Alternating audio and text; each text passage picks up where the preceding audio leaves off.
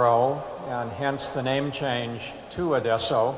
Horn relief began back in 1991, was basically confined to a relatively narrow region in Somalia, the Sul, Sanag, and Galkayo areas, but it spread because of its success. The map of the world in relation to communication, networking has changed.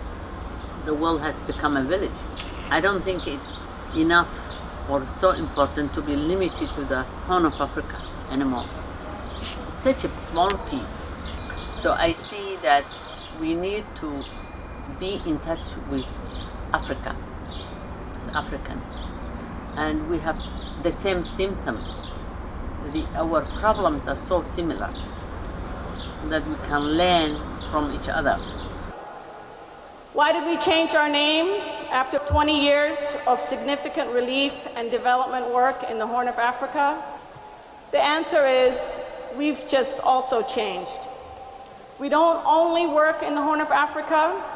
In addition to 20 years of work in Somalia, we now work in Kenya and South Sudan. We have a long history with the NGOs and a good working relationship with many NGOs, and especially during the struggle. And after now they getting an independent, we still need NGO to work with the indigenous NGO in partnership. Even though the relief, we have now shifted from relief, now we are shifting to development. And that is the most difficult part, I think. So the roads are not there, the infrastructure are not there, the schools are not there, the social services is not there. So we hope that you also deliver something with the partnership with the government of South Sudan, with a partnership with the local NGOs. The reason that Adeso Horn Relief has succeeded over the years is that it has shown it can work in these tough regions, and not only work, but persevere and succeed.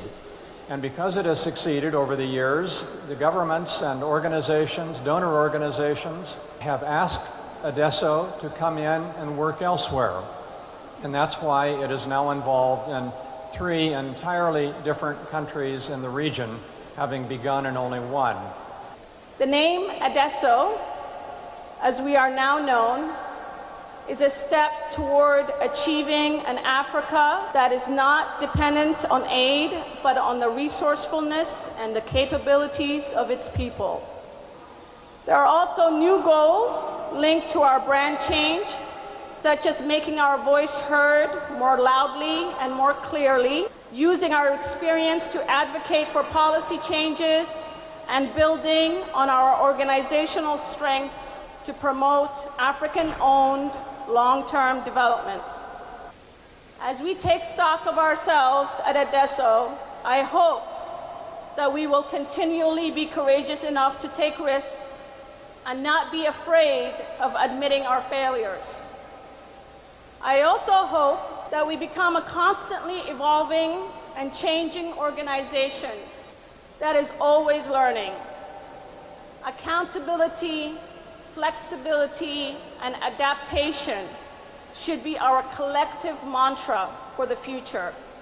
I hope that when you see the 3 strands of our logo, that you also see they represent different approaches and audiences, all coming together to form a powerful image of unity. It shows that our work is holistic, comprehensive, multidimensional, and multi-sectoral. The word humanitarian means giving. The best is giving cash, which Adeso have managed to bring that change up to that level. But what we need to do is, with your vote, to change the policy of aid and to have aid be decided by those who are being helped to say what they want to have.